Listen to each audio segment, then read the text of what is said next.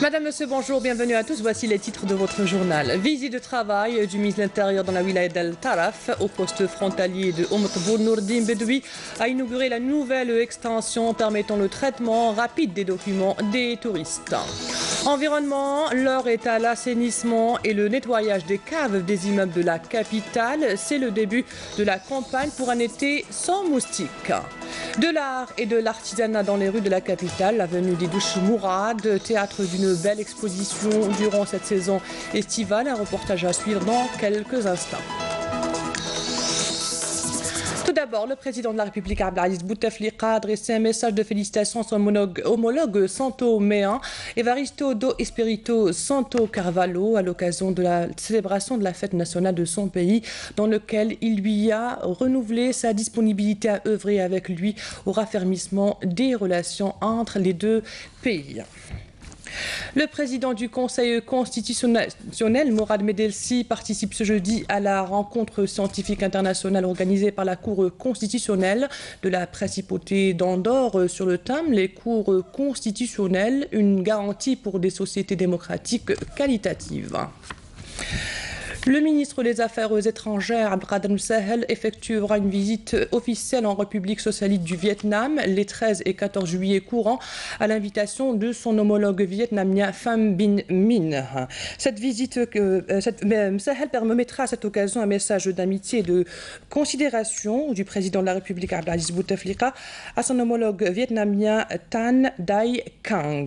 Cette visite qui s'inscrit dans le cadre des traditions de concertation au plus haut niveau entre les deux pays sera l'occasion pour les deux parties de passer en revue l'état des relations de coopération, notamment dans leur dimension économique, commerciale et d'investissement, et de prospecter les voies et moyens à même de les consolider davantage.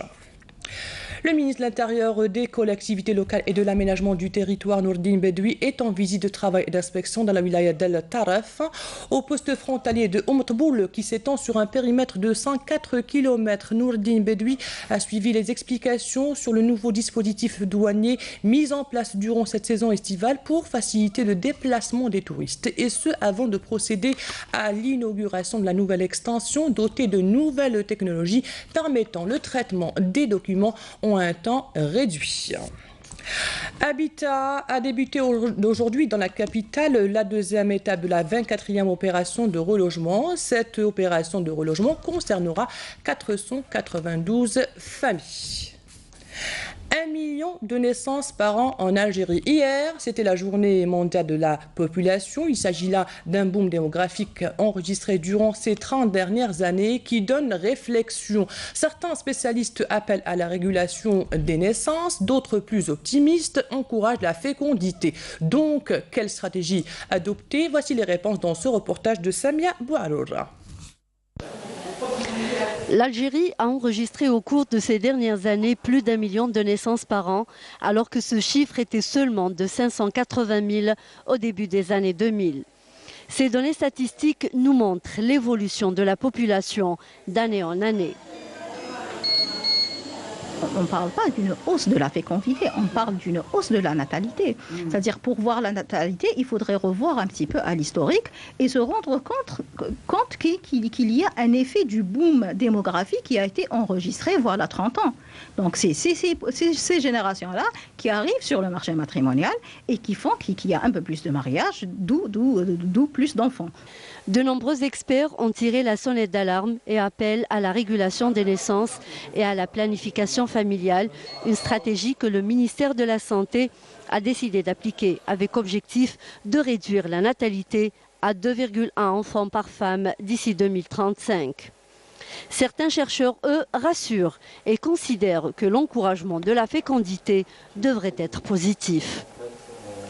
Encourager à la baisse le taux de fécondité actuel va aggraver le vieillissement ou bien le processus de vieillissement de la population algérienne. Je rappelle qu'actuellement, le rapport de la population à l'âge de travail est à environ 7 personnes à l'âge de travail qui correspondent à une personne à l'âge de retraite. Si le rythme de fécondité ou bien le taux de fécondité global reste dans son niveau actuel ou bien descend jusqu'à un taux de 2,5 enfants par femme à l'horizon 2017, Ce rapport de la population à l'âge de travailler par rapport à la population à l'âge de retraite est supposé descendre de 6,5 actuellement à environ 2,5 à l'horizon à partir de 2050. Donc on peut facilement imaginer l'effet ou bien l'impact que ça pourra avoir sur l'équilibre des systèmes de retraite et aussi sur le marché de travail. Pour toute l'équipe famille, mutation familiale, on pense que on a un potentiel. On a des jeunes, on a des enfants. 1 million de naissances, c'est pas rien. C'est le pétrole de demain pour moi. C'est ça. Si on a une décision économique, une réflexion autour d'une politique économique vraiment courageuse, on peut faire de bonnes choses. Les spécialistes révèlent aussi qu'il y a en Algérie plus de 11 millions de femmes en âge de se marier et faire des enfants. Que sera l'impact de cette croissance sur la vie économique et sociale du pays? Comment la maîtriser? Quand il s'agit d'une part des 0-15 ans qui est relativement importante.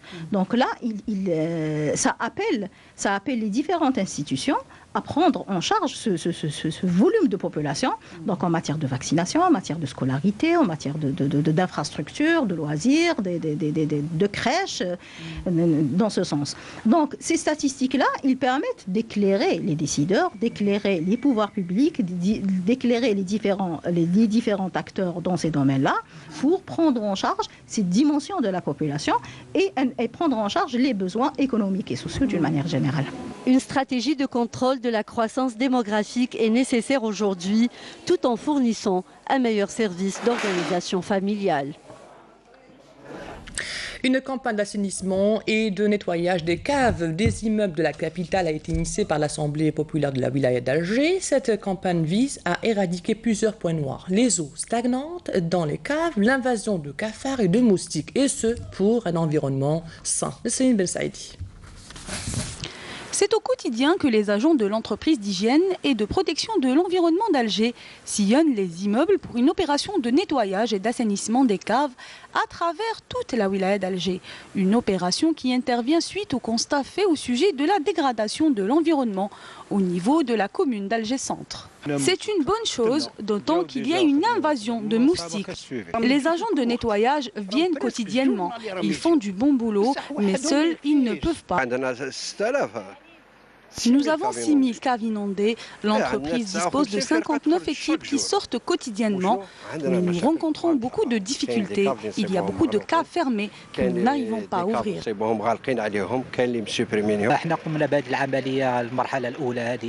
La désinsectisation, notamment des moustiques, se fait en 2 phases. La première se fait en utilisant le produit Timovap afin d'éradiquer les larves de moustiques.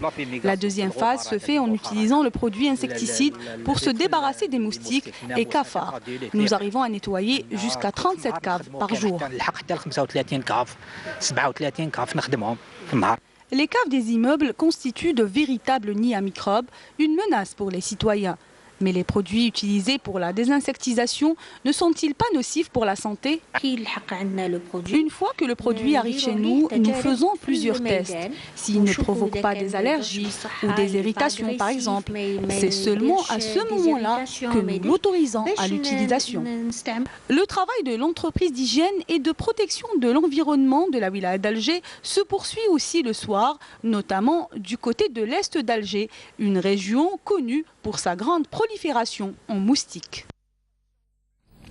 Une chaleur caniculaire sévit déjà depuis quelques jours et pour maintenir l'équilibre entre l'offre et la demande, la Société des eaux et de l'assainissement d'Alger assure et rassure. Ainsi, les différents départements sont à pied d'œuvre pour la maintenance du réseau de distribution des eaux, notamment la direction des interventions et le centre d'appel téléphonique pour signaler les anomalies et les fuites d'eau, comme le souligne pour nous Abdelhalim Yahish dans ce reportage. En cette période estivale, la demande en eau potable augmente sensiblement et la Société des eaux et de l'assainissement d'Alger est à pied d'œuvre pour assurer un approvisionnement continu du précieux liquide. Grâce à une bonne pluviométrie et un travail conséquent de maintenance, la CEAL devrait pouvoir assurer la distribution de l'eau cet été. Nous sommes à un peu plus de 50% de remplissage de nos barrages. Ça nous permet de passer l'été tranquillement. Donc avec les préparatifs qu'on avait fait, donc c'est de la maintenance de toutes les stations, avoir donc une capacité optimale de toutes les pompes, donc une disponibilité de toutes les pompes.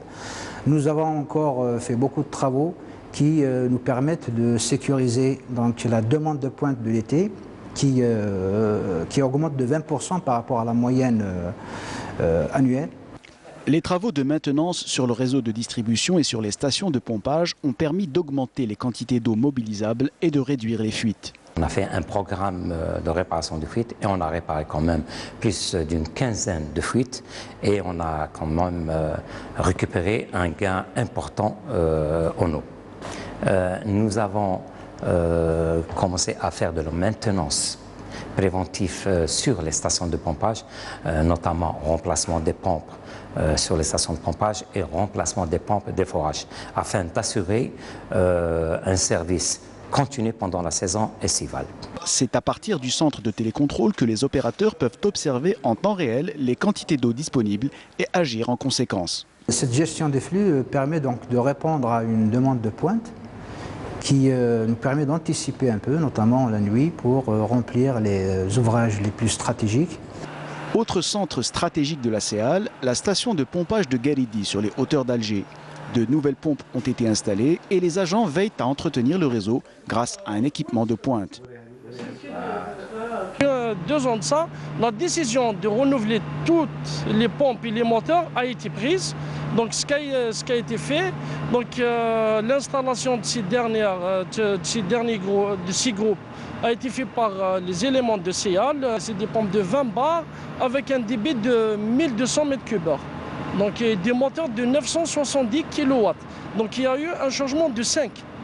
En plus de la maintenance préventive du réseau, le centre d'accueil téléphonique opérationnel, ou CATO, permet de signaler les urgences techniques comme les fuites et de répondre aux demandes des clients. Notre centre d'appel est connu par le numéro abrégé 1594, donc il est joignable depuis tous les opérateurs. On travaille H24, 7 sur 7. Donc nous avons 43 téléopérateurs répartis en 3 brigades. Et cela pour permettre une continuité de service. Le CATO dispose également d'une base de données qui permet d'identifier les clients et de personnaliser l'assistance. Quand une fuite est signalée, l'information est transmise au centre gestion des interventions qui dépêche les équipes sur le terrain. Le centre gestion des interventions, c'est la partie opérationnelle du centre d'appel téléphonique. Donc, en quelque sorte, on est le lien entre le CATO et les opérationnels. C'est un centre qui travaille 24 heures sur 24, 7 jours sur 7. On dispose de techniciens ordonnanceurs qui sont au central et d'autres qui sont éparpillés sur le territoire d'Alger. L'eau devrait continuer de couler dans les robinets cet été grâce au travail des différents services et départements de la CEAL qui doivent relever chaque jour de nombreux défis et faire face à de multiples contraintes. Alors à Béchar, où une campagne de nettoiement a été initiée par les habitants du quartier Hayy el-Nour. Cette opération vise à éradiquer un grand point noir, une décharge à ciel ouvert des déchets ménagers. Manel Boutouaba. Il y a quelques jours, cette parcelle de Hayy el-Nour était l'une des plus grandes décharges sauvages de la ville de Béchar. Aujourd'hui, elle est devenue un petit coin de paradis, totalement métamorphosé grâce aux efforts des habitants du quartier qui ont décidé de se réapproprier les lieux. Ils ont pris l'initiative d'organiser une campagne de nettoiement. Les ordures ont laissé place aux plantes et aux arbres plantés par les bénévoles. L'initiative, c'est nous-mêmes qui l'avons prise, moi et un autre habitant qui est décédé aujourd'hui. Chacun de son côté se chargeait de nettoyer ce qu'il pouvait. Nous voyant faire, les habitants ont commencé à prendre conscience de l'importance de garder l'endroit propre et à s'impliquer de plus en plus dans cette opération. Maintenant, le nettoiement se fait de la poste vers l'autre bout du quartier. Avant, cet endroit était très sale. Après l'avoir nettoyé, on peut s'y installer, on y a passé les soirées ramadanesques et même aujourd'hui, on y passe nos soirées. C'est avec les moyens du bord que ces éco-citoyens ont pu préserver cet endroit. Faisant face à l'incivisme de certains au quotidien, ils expriment leur ras-le-bol. La dernière fois, une personne de passage a jeté ses ordures ici et c'est un petit enfant qui est venu ramasser derrière. C'est décevant. On demande aux citoyens de contribuer avec nous au maintien de la propreté de ce lieu. Mon appel s'adresse surtout aux plus jeunes. Nous sommes tous concernés. On aimerait bien que les gens arrêtent de jeter leurs ordures partout. Il faut garder cet endroit propre.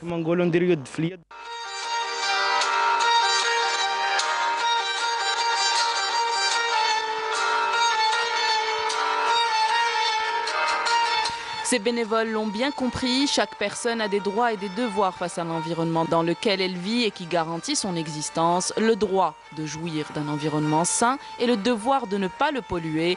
Tout le monde peut devenir éco-citoyen et se donner les moyens d'assurer un développement durable par de petites actions quotidiennes.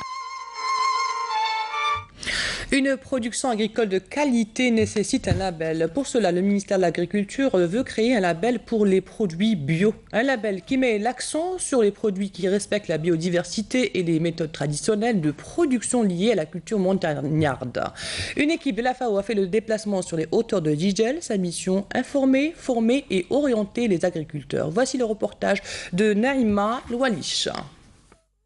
Quels sont les engrais que vous utilisez pour les arbres des olives? Lancée par le ministère de l'Agriculture, l'idée de créer des labels bio est en train de faire son chemin. À Djidjel, des experts de la FAO sont allés au cœur des montagnes où règnent des oliveraies afin de recueillir des informations sur la manière de produire de l'huile d'olive pour éventuellement la classer produit bio. Vous faites la récolte manuelle? Manuelle. Et pour transporter les olives au pressoir, qu'est-ce que vous utilisez? Des sacs, des box, des sacs en plastique. Sacs plastiques. Plastique. Et combien de temps passe entre la récolte et le 48 heures. 48 heures. 48 heures, c'est très bien. Cette visite bienvenue. Elle nous encourage de faire des efforts et d'écouter des conseils.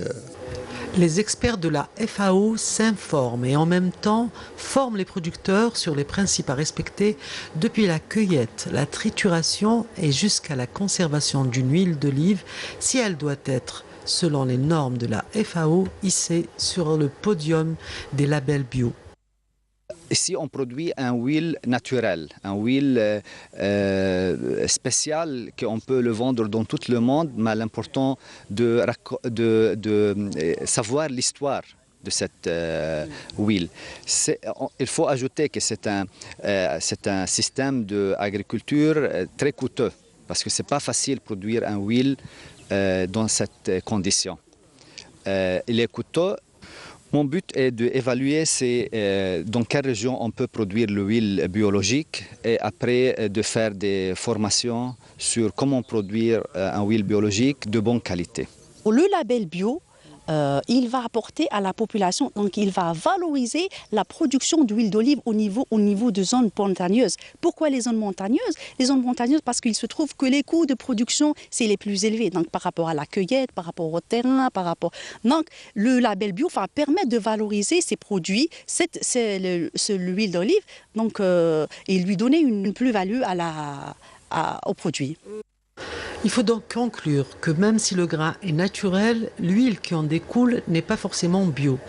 Et pour produire bio, il faut respecter à la lettre un cheminement environnemental élaboré par la FAO. Dans un communiqué, le ministre de la Défense nationale a indiqué que dans le cadre de la lutte antiterroriste et dans la dynamique des efforts de qualité fournis par les forces de l'armée nationale populaire visant à faire régner la sécurité et la quiétude dans l'ensemble du territoire national, 4 terroristes se sont rendus aujourd'hui aux autorités militaires à Tamanrasset, 6e région militaire, et il s'agit des dénommés Ghadir Ma'ammar Chouaib dit Abou Ahmed, Zouari Farhad Ismail dit Abou Othman, Ben Mes'aoud Mourad dit Abou Mohamed, Ghadir Omar Abdelhamid dit Abou Moussab. Les terroristes qui ont rallié les groupes terroristes en 2016 étaient en possession de 4 pistolets mitrailleurs de type Kalachnikov et de 4 chargeurs garnis. Ces résultats décisifs réalisés par les unités de l'armée nationale populaire réitèrent la ferme détermination de nos forces à venir à bout de ces groupuscules criminels et du fléau du terrorisme dans notre pays. Et fin du communiqué du MDN. L'actualité à l'étranger en bref ce midi, un résumé signé par Hasna Zoubiri. Des tirs des missiles israéliens ont touché mercredi des positions de l'armée syrienne dans le sud-est de la Syrie, près des hauteurs de Golan occupées, a annoncé l'agence syrienne de l'information Sana. plus de 2000 personnes ont été évacuées à Taïwan à l'approche de typhon Maria, qui a entraîné des pluies torrentielles sur l'île à l'est de la Chine, où des centaines de vols ont été annulés et des écoles fermées. L'impact le plus important du typhon a été constaté entre mardi soir et mercredi matin, avec des pluies diluviennes allant jusqu'à 500 mm dans certaines zones. Donald Trump a renouvelé jeudi ses critiques contre l'Allemagne et son exigence d'un doublement des dépenses consacrées à la défense au deuxième jour d'un sommet de l'OTAN à Bruxelles. Cette nouvelle salve, similaire à celle de la veille, intervient après une rencontre mercredi avec la chancelière allemande, avec qui il a dit avoir de très bonnes relations, lors d'une réunion bilatérale en marge du sommet. Retour au pays et parlons maintenant de l'industrie touristique. Chlef, une wilaya avec près de 130 km de côte constituée de criques et de plages de sable fin doré. La côte chérifienne a accueilli rien que pour l'année dernière plus de 5 millions d'estivants dans ces villes balnéaires de Ténès, Beni Hawa et La Marsa. Dans cette optique, de nouvelles infrastructures hôtelières commencent à voir le jour, comme nous le dit Admedid Benkassi dans ce reportage. La côte chérifienne est à quelques 250 km à l'ouest d'Alger, située entre le littoral de Tipaza et celui de Mostaganem. Deux autres wilayas parmi les 14 wilayas côtières que compte l'Algérie. Une côte chérifienne constituée de criques sauvages, de falaises abruptes et de longues et belles plages de sable doré. Le tout s'étend sur près de 130 km. Où sont implantées 26 plages autorisées à la baignade, connaissent une influence importante en matière d'estivants. D'ailleurs, l'année passée, 5 millions d'estivants ont fréquenté ces 26 plages. Pour ce qui est du parc hôtelier, donc, on compte 15 structures d'hébergement d'une capacité qui avoisine les 1300 lits. Donc viendront aussi les 20 projets qui sont en cours de réalisation. Donc une fois achevés, donc, pour toute la wilaya. Au niveau de toute la wilaya. Parmi les stations balnéaires les plus connues, Ténès, La Marsa, Sidi Marwan et Beni Hawa, avec près d'une trentaine de plages autorisées à la baignade. Ces stations connaissent chaque année une affluence record. Beaucoup d'Algériens d'ici et d'ailleurs, et même des étrangers, s'y rendent pour les vacances d'été. Des étrangers qui viennent pour les affaires, mais aussi pour les vacances. C'est le cas de Lukas, un Polonais rencontré à Chlef. De Pologne, on commence à faire un peu de business avec le pays, mais en même temps, le potentiel touristique est intéressant en Algérie. Et donc, je pense des zones, certaines zones sont très intéressantes, même pour les touristes polonais. Je voudrais que les Polonais viennent ici. À chaque Polonais qui va venir dans la région, je vais conseiller cet hôtel. Il est excellent. Excellent, excellent. Il n'y a rien à dire. C'est le standard européen. Et Inch'Allah, on table sur 6 millions d'estivants qui vont visiter nos plages. Cela vu les efforts qui ont été consentis par les pouvoirs publics. 8 milliards de centimes ont été mobilisés pour l'aménagement et l'équipement de ces plages. Donc en matière de réalisation de postes de secours, de gendarmerie, de dotation de sanitaires, modules préfabriqués, aménagement d'accès. Pourvu déjà de 3 zones d'expansion touristique, la wilaya de Chlef compte créer 7 nouvelles zones à l'avenir pour recevoir d'autres infrastructures hôtelières. Donc 2300, on passera jusqu'à 6500 lits. Viendront aussi les projets qui sont inscrits dans le cadre de l'investissement et dont les parcelles ont été octroyées depuis le mois de janvier dans le cadre de l'investissement privé. Donc au niveau de 3 Z, donc il s'agit de la Z de Tirzia, Beni Hawa, la Z de Maïnis, donc Ténès, et la 3e Z, c'est la Z de Ain Hamadi, la commune de La Marsa.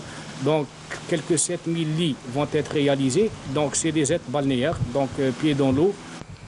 De nombreux investissements viennent renforcer la capacité hôtelière et d'accueil dans la wilaya de Chlef.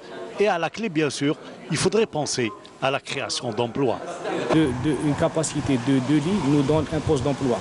Donc on aura plus de 3000 lits. Donc c'est important pour ce qui est de l'emploi. De l'emploi dans un secteur touristique qui a besoin d'être investi encore plus pour répondre à la demande toujours croissante des Algériens, surtout en période estivale. Culture, profitant du beau temps et des rayons du soleil, l'établissement Art et Culture organise durant cette saison estivale une exposition collective d'artisanat et d'art en plein cœur de la capitale à l'avenue Didouche Mourad. Voici le reportage de Anissa Pouzid. Une pléiade d'artisans expose de part et d'autre de l'avenue des Douches Mourad des objets faits main. Une aubaine pour ces artistes de se rapprocher du grand public. Le boulevard, voilà.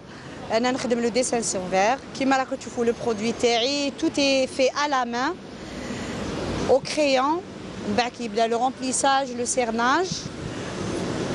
Ou bon, il y a plein de monde. Là, رانا في la saison estivale. C'est tout le monde qui sort. Il y a les émigrés تاعنا اللي عايشين في فرنسا un peu partout dans le monde. راهم يجوا لهنايا وكاين même des étrangers. Personnellement, je travaille le bois, mais je développe la céramique inspirée du patrimoine. Donc je fais des objets utilitaires pour la maison. C'est des sous-plats et en même temps c'est des cadres. On peut développer en cadre. Il y a plusieurs coloris, plusieurs modèles. Pour cette fois-ci, pour animer l'artère principale d'Alger, on à l'extérieur. On a le contact plus facile, plus rapide avec le citoyen. Un mouvement entamé il y a quelques semaines dans l'une des plus belles avenues d'Alger, visant à mettre en avant le patrimoine culturel et valoriser les métiers d'art. كما مثلا كما حاجه التقليدي تاع اليد، حاجه الاثار التاريخيه، حاجه اللي مخدومه باليد، ديكورها باليد، حاجه الهيستوريك. لي تراديسيون هما اللي يحيوا البلاد ويحيوا الاصل تاع الالجيريا. لو توريست واش يدير؟ يحب حاجه تاع دي تراديسيون، ما يجيش يشري حاجه عنده لا مودرنيتي بلادو، مالغري لا تكنولوجيتو هو جا لهنا باش يبدل وباش يعرف الحضاره تاع الجزائر. احنا الحمد لله عندنا التوارق، عندنا القبائل، هادو باش تحيي الحضاره تاعهم لازم تبينيه. C'est très joli, c'est très beau et ça fait plaisir, voilà. Allant de la dinanderie à la poterie en passant par le cuir, le client a l'embarras du choix. Des objets travaillés avec dextérité révèlent tout le talent du maître. Football avec le mondial 2018 en Russie. Des larmes de joie et des chants pour fêter la victoire hier mercredi de la Croatie en demi-finale face à l'Angleterre avec 2-1, synonyme d'une toute première qualification pour la finale d'un mondial de football. La finale, vous l'avez compris, c'est pour dimanche prochain entre Croates et Français.